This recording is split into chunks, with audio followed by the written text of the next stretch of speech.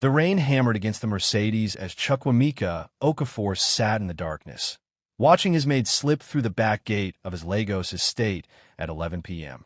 His hands gripped the steering wheel so tightly his knuckles turned white. Where was Ngozi going at this ungodly hour? For 3 weeks, he'd noticed her exhaustion, the way she moved through his mansion like a ghost, her eyes rimmed with shadows that makeup couldn't hide.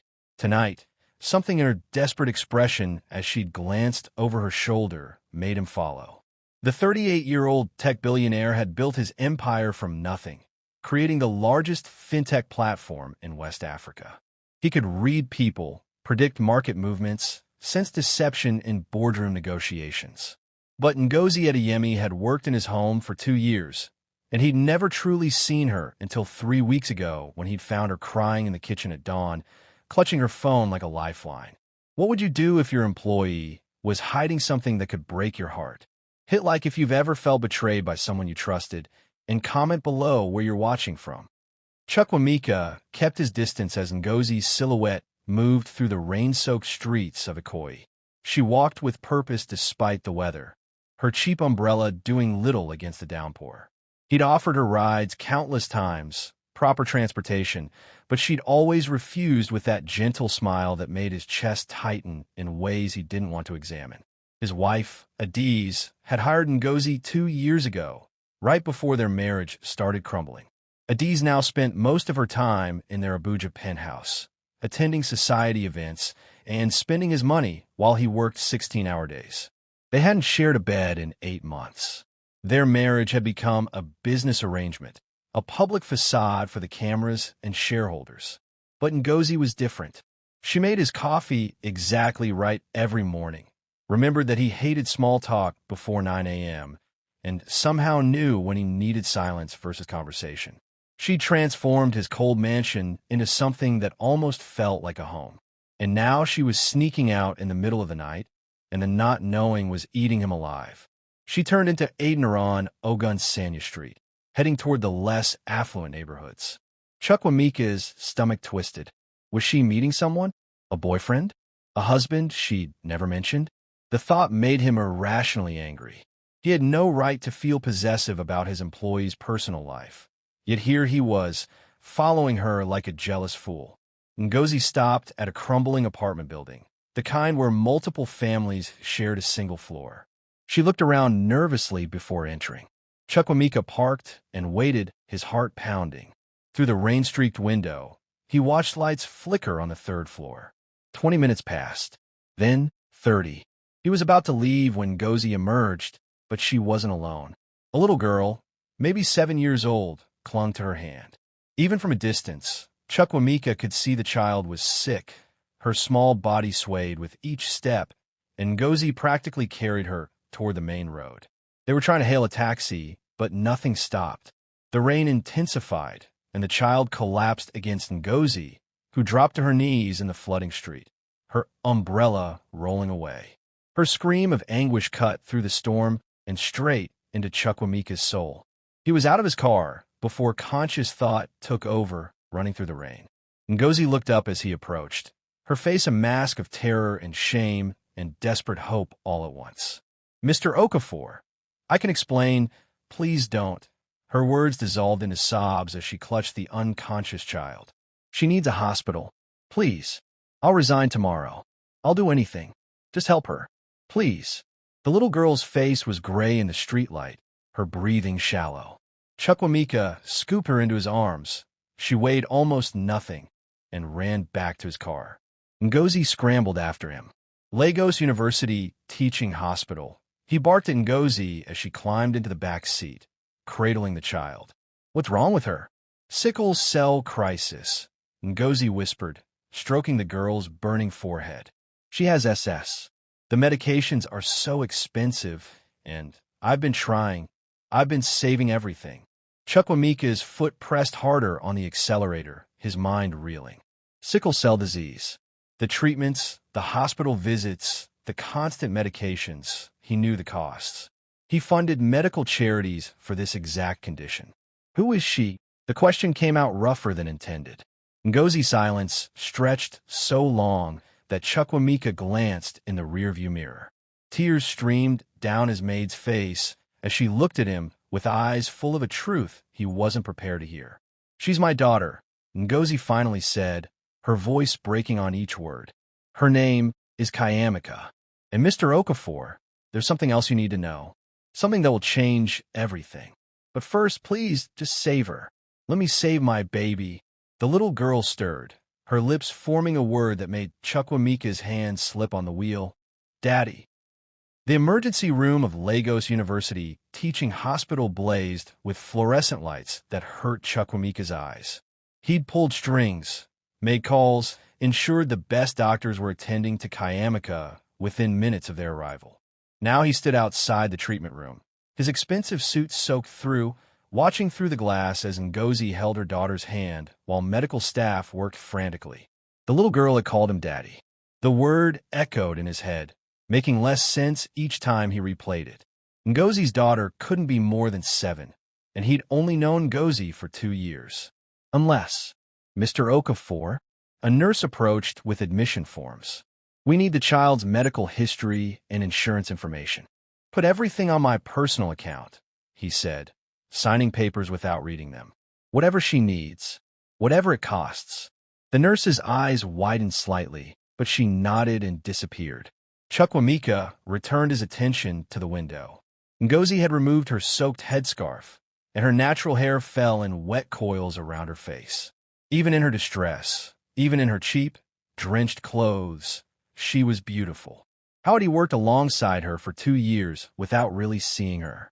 Dr. Chioma Nwosu, the head of the hematology department and an old university friend, emerged from the treatment room 40 minutes later. Her expression was grave, but not hopeless. "She's stable now," Dr. Nwosu said quietly. "But Chukwuemeka, this child is in crisis. Her hemoglobin levels are dangerously low. She needs blood transfusions immediately. And based on what the mother is telling us, this isn't the first crisis she's had recently. Where has this child been receiving treatment?" "I don't know," Chukwuemeka admitted, the words tasting like failure. "I didn't know she existed until an hour ago." Dr. Nwosu studied him with the frank gaze of someone who'd known him since they were both struggling students. "The mother worked for you?" "My maid. 2 years now. And you had no idea she had a sick child?" Dr. Nwosu's tone held no judgment, only sadness. "Chukwuemeka, this woman has been living a nightmare. The medications alone for SS, the hydroxyurea, the folic acid, the pain management during crises, that's easily 200,000 naira monthly, probably more. The hospital visits, the blood tests, the transfusions. She's been doing this on a maid's salary?" The number hit Chukwuemeka like a physical blow. He paid Ngozi 80,000 naira monthly, a decent wage for domestic help, but nowhere near enough to cover those medical costs and still afford food, rent, school fees. "How?" he asked simply. "I don't know, but I intend to find out because that child's medical records tell a story of severe neglect. Not by the mother. I can see her devotion. But someone has been preventing this child from getting the care she desperately needs." Dr. Nwosu paused. "There's something else. We need to do a full blood panel and genetic screening. Standard procedure for transfusions. We'll need to test the mother and potentially other family members to find the best match. Do whatever you need to do." Dr. Nwosu disappeared back into the treatment room, and Chukwuemeka finally allowed himself to sit, his legs suddenly unsteady. His phone buzzed, Adaeze calling for the 3rd time. He silenced it. Whatever his wife wanted could wait. The treatment room door opened, and Ngozi stepped out, her eyes red and swollen.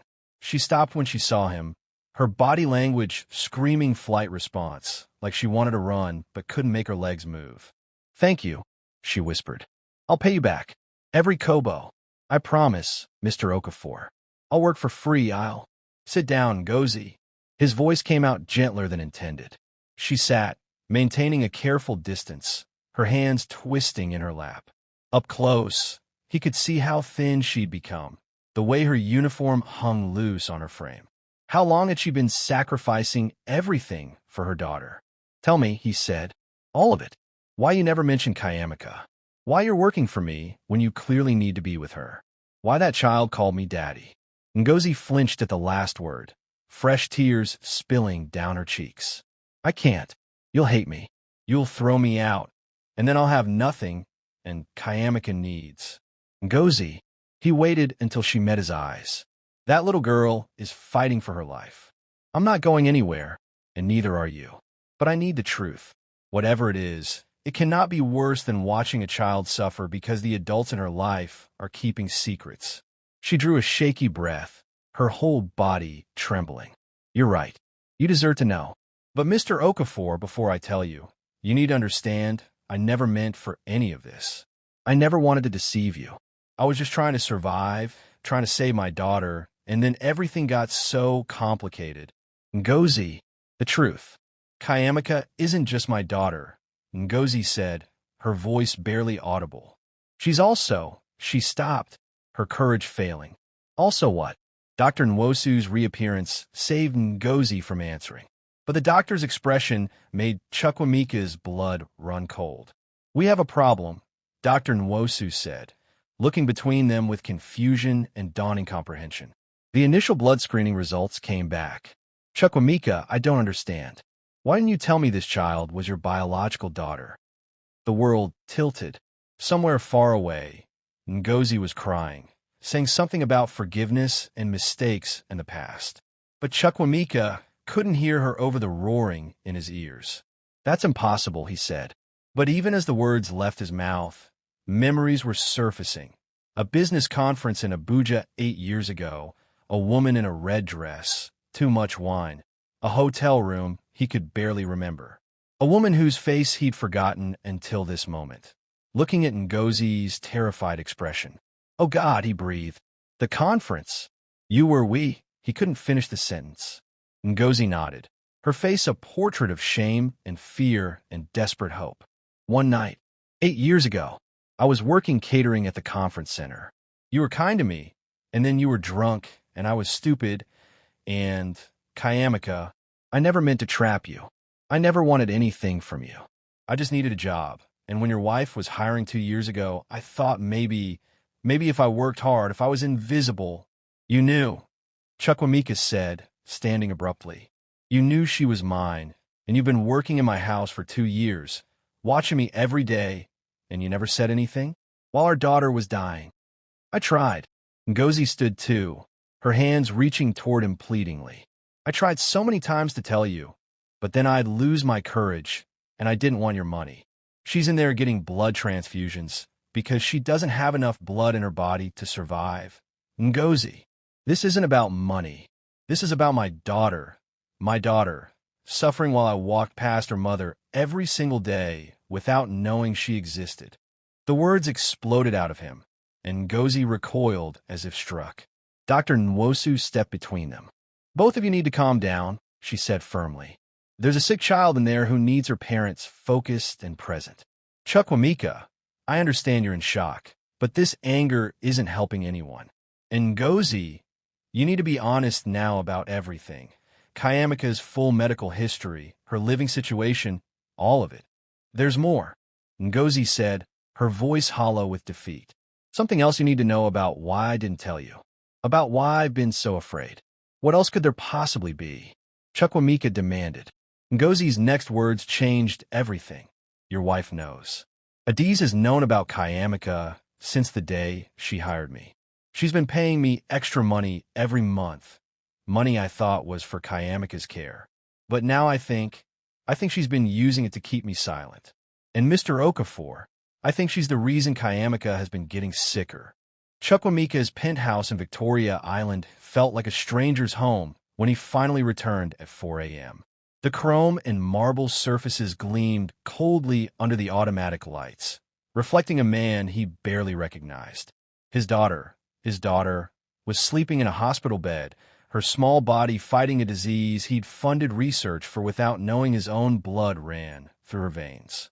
He'd left Ngozi at the hospital with Dr. Nwosu's private number and his credit card, with instructions to get whatever Chukwuemeka needed.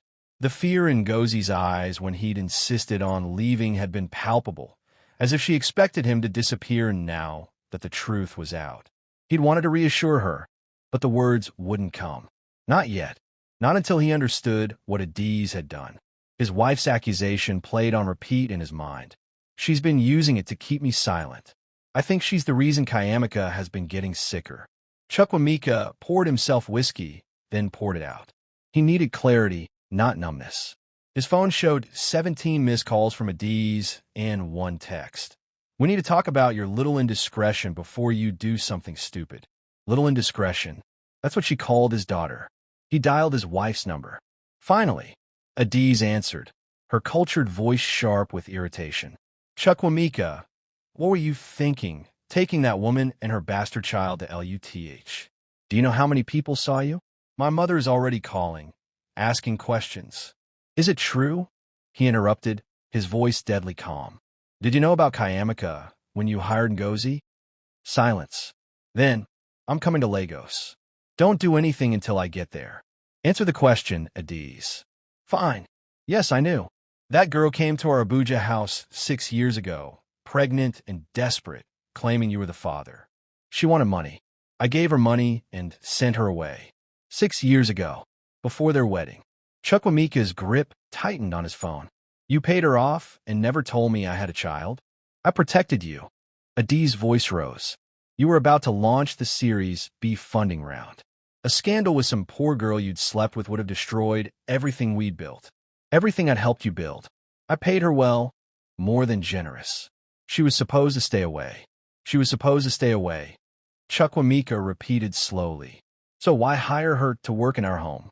To keep her close. To watch her. To make sure she didn't get any ideas about going public or demanding more money. Adaeze spoke as if this logic was obvious. It was perfect. She got a job. I got insurance that she'd stay quiet, and you remained blissfully ignorant of your mistake. My daughter is not a mistake. That thing is not your daughter. Not legally. Not in any way that matters. I'm your wife, Chukwuemeka. Me. Not some common woman you barely remember sleeping with.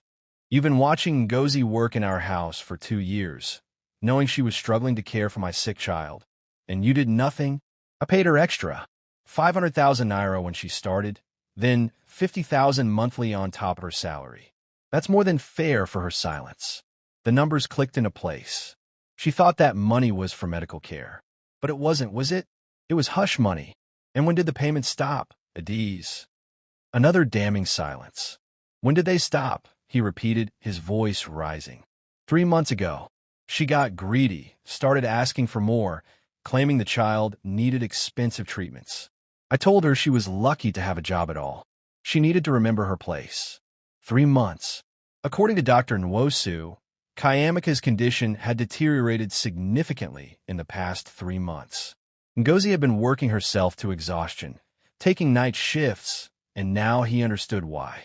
She'd been desperately trying to replace the money Adaeze had cut off. You withheld money from a sick child to punish her mother for asking for help. Chukwuemeka said, each word precise and cold. A child with sickle cell disease. Do you understand what you've done? I did what was necessary to protect our marriage and your reputation. That's what wives do, Chukwuemeka. We handle the messy things so our husbands can focus on business. My daughter almost died tonight. Stop calling it that. It's not your daughter. It's a consequence of a drunken mistake that should have been handled quietly. If that woman had any decency, she would have terminated the pregnancy when I offered to pay for it. The phone nearly shattered in Chukwuemeka's hand. You offered to pay for an abortion? Obviously. But she refused. Got all moral about it. Cry about wanting to keep the baby, about it being a blessing from God. So I paid her to go away instead. And when she showed up again 6 years later, I should have... Adaeze stopped herself. You should have what? Nothing. Look, I'm boarding the morning flight to Lagos. We'll fix this together. Write a check, have her sign an NDA, send them abroad somewhere. You can set up a trust fund if it makes you feel better. But this cannot become public. Your investors, your board, your shareholders, they expect a certain image from you. A stable family man, not someone with illegitimate children scattered around. Scattered around? Adaeze, there's one child. One daughter I didn't know existed because you lied to me for 6 years. I protected you. You stole 6 years of my daughter's life from me. You let a sick child suffer to maintain some fantasy of a perfect marriage that hasn't existed for years. Chukwuemeka's voice cracked. We haven't even been happy, Adaeze. When was the last time you looked at me with anything but calculation in your eyes? Happiness. Adaeze laughed bitterly. You think I married you for happiness? I married you for a partnership, for building something that mattered. And we did. Your company is worth $800 million because I managed your image, handled your social calendar, made sure you had the right connections. Don't throw that away for some maid and her sick child. Get your lawyer, Chukwuemeka said quietly. I want divorce papers ready by the time you land in Lagos. You're not thinking clearly. When you calm down, I've never been more clear about anything in my life. Our marriage is over. But Adaeze, if I find out you did anything to deliberately harm Chukwuemeka, no amount of money or lawyers will protect you from me. He ended the call and immediately dialed his executive assistant, Maid, not caring about the early hour. Sir, Maid answered groggily.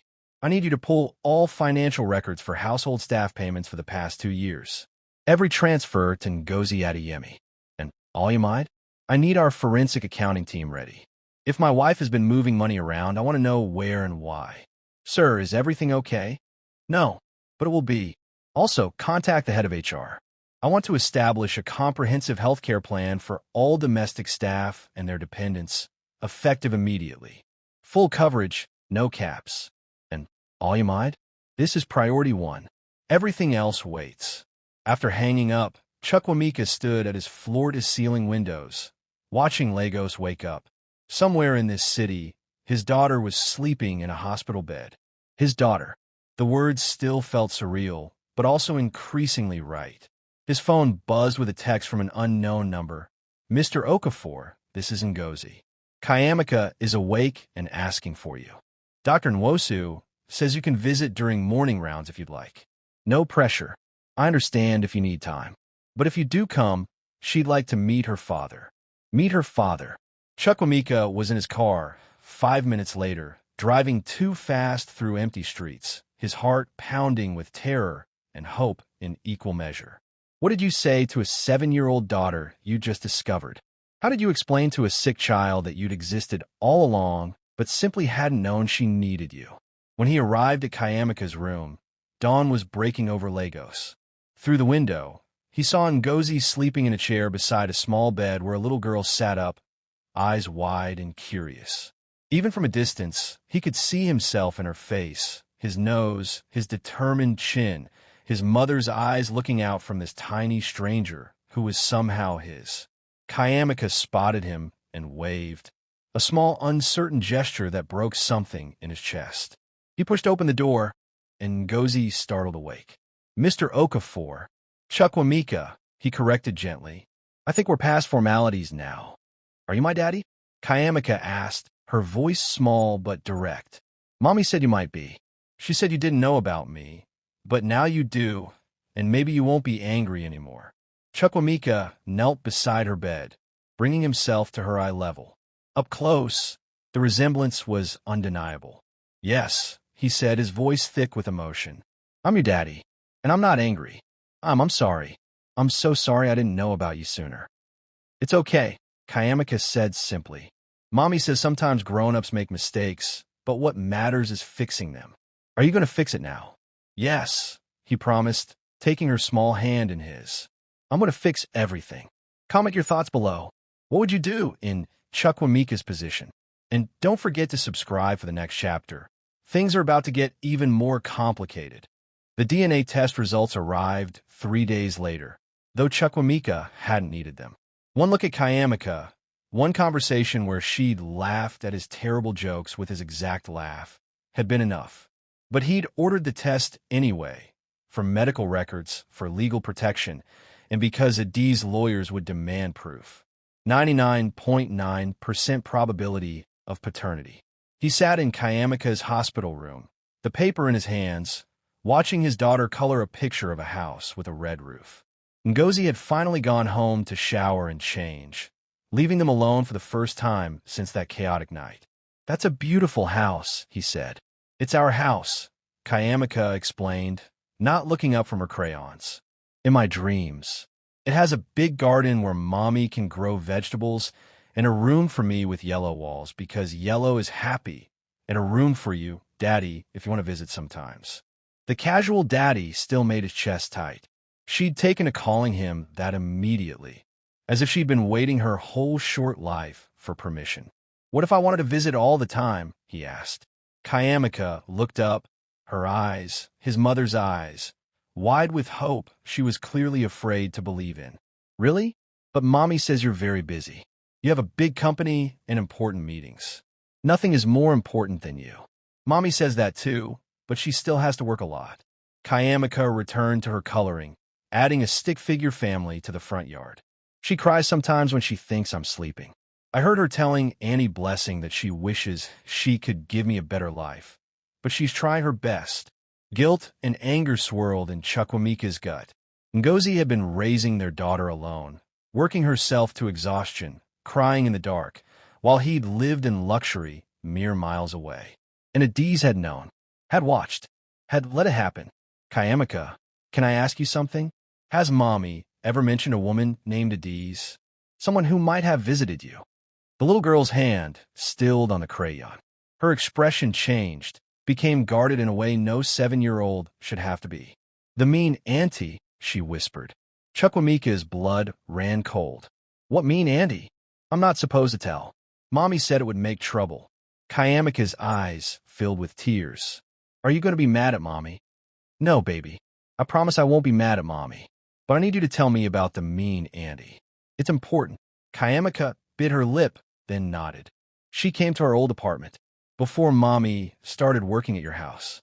She was pretty, but her eyes were scary. She told mommy that she had to do what she said, or mommy would lose her job and we'd have nowhere to live. When was this? I don't know. I was smaller. Maybe when I was 5. She came back sometimes. The last time was before Christmas. I was having a pain day. That's what we call it when my sickle cell hurts really bad. And mommy was crying, asking the mean auntie for more money for my medicine. But the mean auntie said no. She said mommy was getting greedy and needed to remember her place. The word from Adaeze's phone call echoed in Chukwuemeka's mind. She got greedy, started asking for more, claiming the child needed expensive treatments. I told her she was lucky to have a job at all.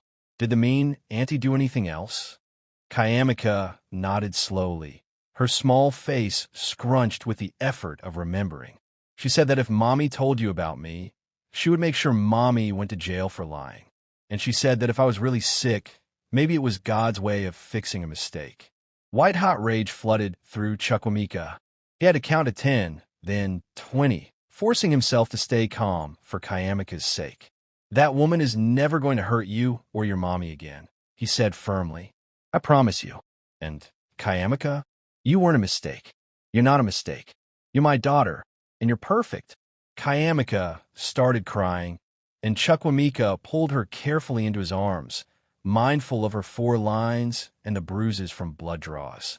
I was scared you wouldn't want me, she sobbed against his shoulder, because I'm sick and cost too much money and make mommy so sad. I want you more than anything, he said fiercely. We're going to get you better, and then we're going to get you that yellow bedroom, and you and mommy are never going to worry about money again. Okay, Daddy. The door opened, and Ngozi entered, stopping short at the sight of them. She'd changed into clean clothes, but still looked exhausted, the strain of years evident in every line of her face. Chukwuemeka told me about Adaeze's visits, Chukwuemeka said quietly over their daughter's head. All of them. Ngozi's face crumpled. I'm sorry. I should have told you everything from the start, but I was so scared. She said you'd never believe me over her, that I was just a maid and she was your wife. And stop apologizing, Chukwuemeka said. You did what you had to do to protect Chukwuemeka. But Ngozi, I need you to tell me everything now. Every interaction with Adaeze. Every threat. Every payment. I have lawyers documenting everything. Over the next hour, Ngozi laid out a story that made Chukwuemeka increasingly sick. Adaeze's initial payoff 6 years ago had come with explicit threats about what would happen if Ngozi ever contacted him. When Ngozi had shown up 2 years ago, desperate for work after losing her previous job, Adaeze had seen an opportunity. She said she wanted to keep me close. Ngozi explained, her voice hollow, that it was better to have me where she could see me. She paid extra, like she told you, but there were rules. I couldn't take time off for Kayamika's appointments. I had to work late whenever she demanded it, even when Kayamika was having a crisis. She'd time it deliberately. I think she checked my phone messages somehow, knew when Kayamika was sick, and would call me into work that exact day. That's why you were so exhausted. Chukwuemeka said, pieces falling into place. The night I followed you, you'd worked a 16-hour shift and then went straight to Kayamika. Ngozi nodded. She was having one of her worst crises. I'd run out of pain medication because I'd had to choose between buying her medicine or paying rent that month. I've been giving her half doses to make it last longer, but her voice broke. I'm a terrible mother. You're an incredible mother who is being systematically abused by my wife. Chukwuemeka corrected firmly. This ends now. Today. His phone buzzed. Maid. Sir, Mrs. Okafor has arrived and is on her way up to the hospital. She's here, Chukwuemeka said, standing. Ngozi, take Kayamika to the playroom. I don't want her hearing what's about to happen. Chukwuemeka, maybe we should. No more hiding. No more threats. This ends now. He was standing in the hallway when Adaeze emerged from the elevator, dressed in designer clothes and radiating cold fury. Two lawyers flanked her, both carrying expensive briefcases. Chukwuemeka, we need to talk privately, Adaeze said, her voice pleasant but her eyes hard as diamond. No. Anything you have to say, you can say right here. Fine. She gestured to one of the lawyers, who pulled out documents. We're prepared to offer settlement.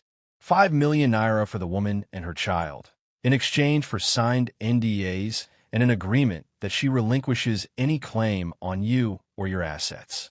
Additionally, she'll agree to never contact you again and to move at least 500 kilometers from Lagos. You want me to pay Ngozi to take my daughter away? I'm being generous, Chukwuemeka. After what she's done, working in our home under false pretenses, attempting to trap you with a child that might not even be yours. The DNA test confirmed it. 99.9%. She's mine. Adaeze's mask slipped for just a moment, revealing something ugly beneath. Then we'll offer 10 million. But that's my final offer. She signs, she leaves, and this embarrassment goes away. The only person leaving is you, Chukwuemeka said. My lawyers will be in touch about divorce proceedings. You're making a mistake. Think about your company, your reputation. When this gets out, and it will get out, the board will have questions. Your conservative investors from the Middle East and Asia won't like it. That planned IPO next year? Forget it. Then forget it. I'm not selling my daughter for an IPO. You're thinking with your guilt instead of your brain. Adaeze snapped, her composure fully cracking. That child has been a burden from the moment she was conceived. Look at her, sick, expensive, needy. She'll drain you for the rest of her life. I saved you from that. You should be thanking me. I want you out of my house by the end of the day. It's my house too. Community property, remember? I'm entitled to half of everything. Take it. Take half of everything. But if you ever come near Ngozi or Kayamika again, if you ever speak about my daughter that way again, I will destroy you. And Ada, you're making a mistake. Think about your company, your reputation. When this gets out, and it will get out, the board will have questions. Your conservative investors from the Middle East and Asia won't like it. That planned IPO next year? Forget it. Then forget it. I'm not selling my daughter for an IPO. You're thinking with your guilt instead of your brain. Adaeze snapped, her composure fully cracking. That child has been a burden from the moment she was conceived. Look at her, sick, expensive, needy. She'll drain you for the rest of her life. I saved you from that. You should be thanking me. I want you out of my house by the end of the day. It's my house too. Community property, remember? I'm entitled to half of everything. Take it. Take half of everything. But if you ever come near Ngozi or Kayamika again, if you ever speak about my daughter that way again, I will destroy you. And Adaeze? I have recordings of our phone conversations. I have Kayamika's testimony about your visits and threats. I have financial records showing how you cut off payments when she needed them most. You can fight me for money, but the court of public opinion? That's a battle you'll lose. Adaeze's face went pale. You wouldn't dare. The scandal would hurt you too. I don't care anymore. Try me. For the first time in their 8-year marriage, Chukwuemeka saw genuine fear in his wife's eyes. She turned sharply, her heels clicking against the hospital floor as she walked away, her lawyers scrambling to follow. He stood there, shaking with adrenaline and fury, until he felt a small hand slip into his. Chukwuemeka had come out of the playroom, with Ngozi hovering anxiously behind her. You made the mean auntie go away, Chukwuemeka said softly. Does that mean we're safe now? Chukwuemeka knelt down, pulling his daughter close. Yes, baby. You're safe. Both of you are safe. I promise. But even as he said it, his phone buzzed with a message from an unknown number. You think you've won? You have no idea what I'm capable of. She'll pay for turning you against me. They both will. 2 weeks passed in a strange new rhythm.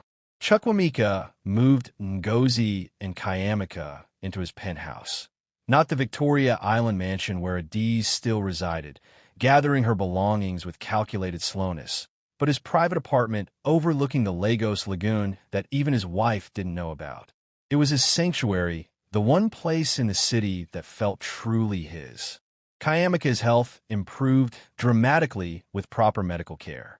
The blood transfusions, the correct medication dosages, the specialized treatment plan Dr. Ngozi designed. Within days, color returned to her cheeks. She laughed more easily, played with an energy that brought tears to Ngozi's eyes every time she witnessed it. But the peace was fragile, built on foundations that trembled with every unknown phone call, every suspicious glance from strangers on the street. Chukwuemeka sat on the balcony watching the sunrise over Lagos. Chukwuemeka asleep in the bedroom they'd painted yellow just yesterday. She'd been so excited about the color, had insisted on helping even though the paint fumes gave her a headache. His daughter. The words still felt surreal, but increasingly precious. You're up early, Ngozi said, stepping onto the balcony with 2 cups of coffee. She'd started making his morning coffee again, but now there was no employer-employee distance between them. Just 2 parents, navigating an impossible situation. Couldn't sleep, he admitted, accepting the cup. I keep thinking about Adaeze's message. It's been too quiet. She's planning something. Maybe she's accepted that it's over, Ngozi suggested, though her voice lacked conviction. You don't know her like I do. Adaeze doesn't accept defeat. She strategizes, she plans, she strikes when you least expect it. He paused. Ngozi, I need to ask you something. Why didn't you terminate the pregnancy when she offered? It would have been easier for you. Ngozi was quiet for a long moment, staring out the water. I was raised by a single mother who worked 3 jobs to keep me fed. She died when I was 20, exhausted and sick, having given everything she had to give me a chance at life. When I found out I was pregnant with Chukwuemeka, I thought about how my mother never gave up on me, no matter how hard things got. How could I give up on my child, even knowing I wouldn't be there, that you'd struggle alone? I didn't expect you to be there. It was one night, Chukwuemeka. You were drunk and kind, and I was young and stupid enough to think that kindness meant something more. When I realized I was pregnant, I tried to find you, but you were unreachable, surrounded by security and assistance and that wall that rich people build around themselves. Then Adaeze found me first. Ngozi's hands tightened around her cup. She made it very clear what would happen if I tried to contact you. She said you wouldn't believe me anyway, that men like you slept with women like me all the time and never looked back. I would have believed you, Chukwuemeka said fiercely. If you'd gotten through to me, I would have done a paternity test immediately and taken responsibility. Would you? Really? Or would you have listened to your wife, trusted your partner, assumed I was just another woman trying to trap a rich man? The question landed like a physical blow because Chukwuemeka couldn't honestly answer it. 8 years ago, he'd been different, more arrogant, more certain of his own judgment, more trusting of Adaeze. Would he have believed a stranger over his fiancée?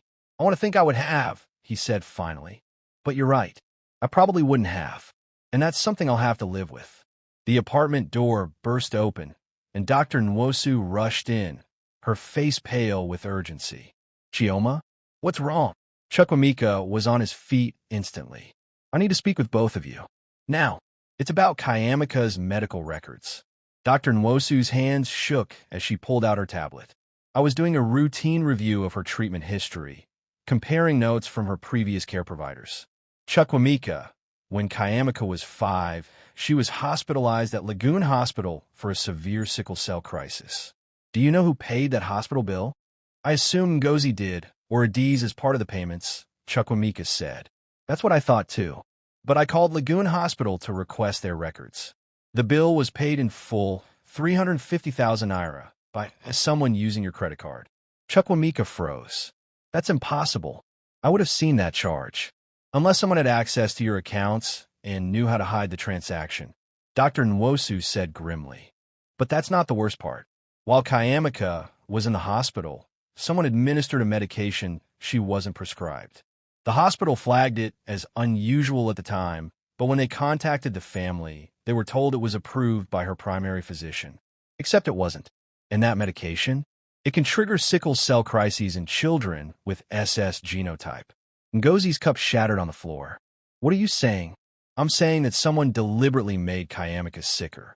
Dr. Nwosu's voice was shaking with barely controlled fury. Someone who had access to the hospital, who knew enough about medicine to be dangerous, who wanted to ensure this child remained ill. Adaeze, Chukwuemeka breathed.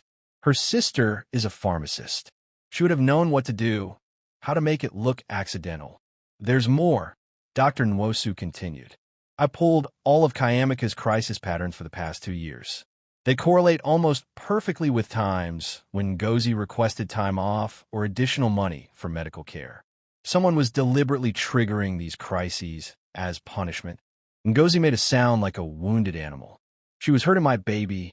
All this time, she was hurting my baby, and I thought it was just bad luck, just the disease. How? Chukwuemeka demanded. How was she doing it?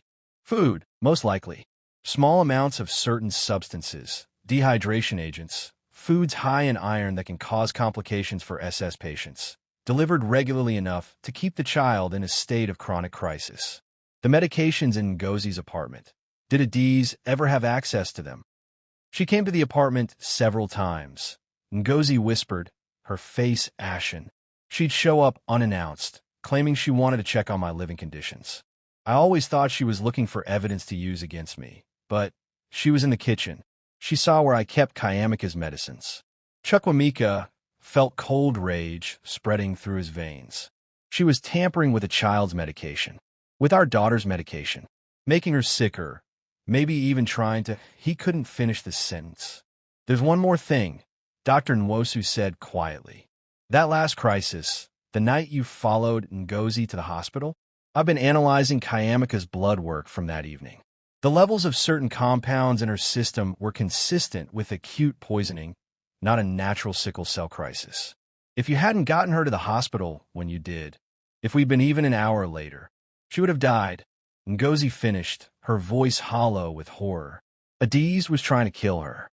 Chukwuemeka's phone rang. Housemaid. Sir, you need to see the news. Now, Mrs. Okafor has called a press conference. He turned on the television. Adaeze stood before a crowd of reporters outside their Victoria Island mansion, dressed in traditional Igbo attire, her face carefully arranged in an expression of wounded dignity. My husband has abandoned our marriage for his housemaid, she announced, her voice breaking perfectly. This woman seduced him, claimed to have his child, and has now convinced him to throw away everything we built together. I am devastated by this domestic betrayal, but I'm also concerned for this poor child being used as a pawn in this woman's scheme. I've tried to help them, gave Maid a job, paid her generously, but it was never enough. Some women will stop at nothing to trap a wealthy man, even using sick children to manipulate emotions. The reporters shouted questions. Cameras flashed, and Chukwuemeka watched his reputation crumble in real time, orchestrated by a woman who'd been slowly poisoning his daughter. His phone exploded with notifications, his board members demanding an emergency meeting, investors questioning his judgment, business partners distancing themselves. His mother called, crying. His sister sent a text. Tell me it's not true. Tell me you didn't betray Adaeze with the help. Kayamika appeared in the doorway, woken by the commotion. her small face confused and frightened. "Daddy? Why is the mean auntie on TV? Why is she saying bad things about Mommy?" Chukwuemeka looked at his daughter, and Ngozi's devastated expression at Dr. Nwosu's righteous fury. He thought about Adaeze's careful lies, her public manipulation, her attempted murder disguised as concern. And he made a decision. "Call every media outlet in Lagos," he told Maid. "I'm holding my own press conference tomorrow morning, 9 a.m., at the company headquarters. And Chioma, I need you to prepare a complete medical report detailing everything you just told us. With your permission, I'm going to make it public." "Chukwuemeka, if you do this, there's no going back," Ngozi said. "Your reputation, your business. I already lost my reputation the moment I let 8 years pass without knowing my daughter existed. I'm not losing anything else." He knelt beside Chukwuemeka. "Baby, tomorrow I'm going to tell everyone the truth. It might be hard, and people might say mean things, but I promise you, no one will ever hurt you again. Will you tell them I'm your daughter?" Chukwuemeka asked, her eyes wide. "Even though it might make people mad at you?" "Especially because of that," Chukwuemeka promised. "You're my daughter, and I'm proud of you. Everyone is going to know it." But as Chukwuemeka hugged him, as Ngozi cried tears of relief and terror, Chukwuemeka's phone buzzed one final time. Another message from Adaeze's number. "You want to play in public? Fine. But remember, I know every secret you've ever kept, every deal you've ever made, every corner you've ever cut building that empire. When I'm done, you'll have nothing. Not your company, not your reputation, not even that bastard child. She's going to wish I'd succeeded in finishing what I started." What will happen at the press conference? Is Adaeze bluffing about Chukwuemeka's secrets? Hit that like button and subscribe to find out. Drop a comment telling us if you think he's making the right choice. The conference room at Okafor Technologies blazed with camera lights. Every major media outlet in Nigeria had sent representatives, along with international business reporters who'd flown in overnight. The story had exploded across social media. Hashtags like hashtag Okafor Scandal and hashtag Billionaire Maid trending across Africa. The narrative Adaeze had carefully constructed painted Chukwuemeka as a powerful man who'd seduced his domestic help and was now abandoning his society wife for an opportunistic younger woman. Chukwuemeka stood backstage, adjusting his tie with shaking hands. Through the curtain, he could see the crowd, hundreds of people, all waiting to judge him. His board had threatened to remove him as CEO. 3 major investors had already pulled funding from pending deals. His mother had stopped answering his calls. "You don't have to do this," Ngozi said quietly. She'd refused to attend, terrified of becoming a public spectacle. But Dr. Nwosu stood beside him, her medical report printed and ready. "You can settle this privately. Give Adaeze what she wants financially, keep Chukwuemeka safe, and move forward quietly." "If I do that, the lies win," Chukwuemeka said. Chukwuemeka grows up thinking her father was ashamed of her. "You continue being seen as someone who trapped me instead of a mother who sacrificed everything." And Adaeze, his voice hardened, "Adaeze gets away with attempting to murder a child. No, this ends today, publicly, truthfully, no matter what it costs me." Maid appeared, his face grave. "Sir, Mrs. Okafor just arrived, with her own medical expert and someone claiming to be Ngozi's former employer. And sir, your father is here. He's asking to speak with you before you go on." Chukwuemeka's stomach dropped. His father, Adaeze Okafor, had built the family's initial wealth through brutal business practices and uncompromising pride. They hadn't spoken in 2 years, not since Chukwuemeka had refused to engage in questionable government contract his father had arranged. Adaeze considered emotional displays weakness and family scandals unforgivable. "Send him in," Chukwuemeka said. His father entered, 73 years old but still commanding, his face carved from the same stern mold as Chukwuemeka's own. They studied each other across the small room. "So," he said finally, "you've managed to disgrace yourself spectacularly. If that's all you came to say, I came to tell you that whatever happens out there, you're still my son. Your mother is crying at home, terrified you've lost your mind. Your siblings think you're having a midlife crisis. But I know you, Chukwuemeka. You don't do anything without reason. So tell me, is this child truly yours? And is Adaeze truly as dangerous as Chioma's report suggests? The use of Dr. Nwosu's first name surprised Chukwuemeka. You've read the medical report? Chioma called me last night. We've known each other 40 years. I delivered her father's eulogy. She doesn't make accusations lightly. If she says that woman poisoned your child, I believe her. So I'll ask again, is this child yours? Yes, sir. 99.9% paternity match. And father, when you meet Chukwuemeka, she has grandmother's eyes. Your mother's exact eyes. Something shifted in Ease's stern expression. Your grandmother was the strongest woman I ever knew. Survived the Civil War with nothing but determination and 3 children to protect. She would have killed anyone who threatened her grandchildren. He paused. Show me the proof. Everything. I want to see the medical records, the DNA test, the financial trails. If Adaeze has truly done what Chioma claims, she needs to face consequences that extend beyond divorce proceedings. For the next 20 minutes, Chukwuemeka and Dr. Nwosu laid out everything. The DNA results. Chukwuemeka's medical history showing the correlation between crisis episodes and Adaeze punishments. The suspicious medication administration at Lagoon Hospital.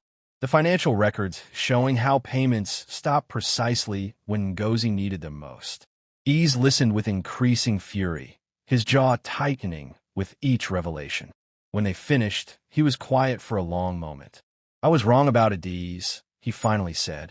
When you married her, I thought you'd chosen well, a woman who understood business, who could manage the social requirements of your position. I didn't realize you'd married a monster. And Chukwuemeka, I was wrong about something else. I taught you that family secrets should stay private, that public emotions were weakness. But some truths need to be spoken aloud, consequences be damned. Your grandmother taught me that too, though I forgot it. She would have stood on any stage, faced any crowd, to protect her grandchildren. Go tell your truth. I'll be watching. It was the closest thing to approval Chukwuemeka had received from his father in years. Something in his chest loosened slightly. The stage manager appeared. Mr. Okafor, we're ready for you. Chukwuemeka walked onto the stage. The camera flashes were blinding. The questions shouted from reporters, a deafening wall of noise. He stood at the podium, looking out at hundreds of faces, some curious, some judgmental, some already convinced of his guilt. Thank you for coming, he began, his voice steady. I'm here to address the statements made by my wife yesterday regarding my relationship with Ngozi Adaeze and the child she claims I abandoned. My wife told you a story of domestic betrayal and infidelity in marriage. She presented herself as a victim. That story is a lie. I'm here to tell you the truth, and I have proof to support every word I'm about to say. He clicked to the first slide, Chukwuemeka's DNA results. 8 years ago, I made a mistake. At a business conference in Abuja, I met a young woman working catering. I was drunk, she was kind, and we spent one night together. I don't remember much about that night, and I never saw her again. I didn't know she became pregnant. I didn't know I had a daughter until 2 weeks ago, when I followed my housemaid to a hospital and discovered she was rushing my dying child to emergency care. Gasps rippled through the audience. Cameras clicked furiously. The housemaid was Ngozi Adaeze. She was also the woman from that conference 8 years ago, and she has been working in my home for the past 18 months, not as part of some scheme to trap me, but because she was desperate for any job that would help her afford medication for our daughter, who has sickle cell disease. He clicked to the next slide. Chukwuemeka's photo, her bright eyes and brave smile despite the 4-line visible in her arm. This is Chukwuemeka. She's 7 years old. She loves yellow because it makes her happy. She draws pictures of houses with gardens. She calls me daddy, even though I've only known her for 2 weeks. And according to medical evidence compiled by Dr. Chioma Nwosu, one of the most respected hematologists in Nigeria, someone has been deliberately making my daughter sicker for the past 2 years. Someone has been tampering with her medication, triggering sickle cell crises, and potentially poisoning her, all as punishment for her mother's perceived transgressions. The room erupted. Reporters shouted questions. Chukwuemeka raised his hand for silence. I have medical records proving these allegations. I have financial records showing how payment support was deliberately withheld when Chukwuemeka needed it most. And I have testimony from Chukwuemeka herself about visits from a mean auntie who threatened her and her mother with homelessness, and worse if they told me the truth. Good, Chukwuemeka yawned. I like being stuck with you. After she fell asleep, Chukwuemeka stood in the doorway watching her breathe easily, steadily, healthily, no longer fighting for each breath because someone was deliberately poisoning her. The cost of today's confession had been enormous. His professional reputation was in tatters. His business empire was shaking. His marriage was destroyed. The comfortable life he'd built over decades had crumbled in a single press conference. But looking at his sleeping daughter, watching Ngozi gently adjust Chukwuemeka's blanket with a mother's infinite care, Chukwuemeka realized something profound. He'd spent 8 years building an empire that meant nothing because it was founded on lies and ignorance. These 2 weeks with Chukwuemeka had taught him more about real wealth, the kind measured in trust and love and sleepy goodnight hugs, than all his billions ever had. "Thank you," he said softly to Ngozi as she joined him in the hallway. "For what?" "For being strong enough to survive Adaeze's cruelty. For raising an incredible daughter. For giving me the chance to be the father I should have been from the start." Ngozi smiled, tired but genuine. "You know what I realized today? Watching you stand up there and risk everything? Chukwuemeka was never a mistake. Not even for a second. She was always meant to be here, and maybe we all were meant to find each other exactly this way, when we were finally ready to appreciate what we had." In the distance, Lagos sparkled with a million lights, each one representing someone navigating their own complicated story of family and betrayal, love and resilience. Somewhere out there, Adaeze was plotting her revenge, her world of careful manipulation finally exposed. Somewhere, reporters were crafting headlines about the billionaire and his maid and the domestic betrayal that captivated a nation. But in this moment, standing between his daughter's room and a future he couldn't predict, Chukwuemeka felt something he hadn't experienced in years. Hope. Not the artificial certainty of wealth and power, but the fragile, beautiful hope of real connection, of second chances, of love discovered in the ruins of broken pride. His phone buzzed one final time. A message from an unfamiliar international number. "You think this is over? You've ruined everything I built, turned my own confession into a weapon against me, made me a villain when all I did was protect what should have been mine. Enjoy your little family while you can. Some betrayals cannot be forgiven. Some revenge requires patience. I'll be watching, waiting, and when you least expect it, when you finally let your guard down and think you're safe, I'll take from you what you took from me. Everything." Chukwuemeka deleted the message. Let Adaeze threaten from whatever distance she'd fled to. Let the business world judge him. Let his reputation crumble. He'd spent 8 years building walls around himself, protecting an image that was ultimately empty. Now he was done with walls. He was finally truly home. Thank you so much for joining us on this emotional journey. If this story touched your heart, please hit that like button and subscribe for more powerful tales of resilience, family, and love. What did you think of Chukwuemeka's decision to go public? Was it the right choice, or should he have protected his reputation? Drop your thoughts in the comments below. And if you know someone who needs to hear this story about second chances and the courage to choose love over pride, share this video with them.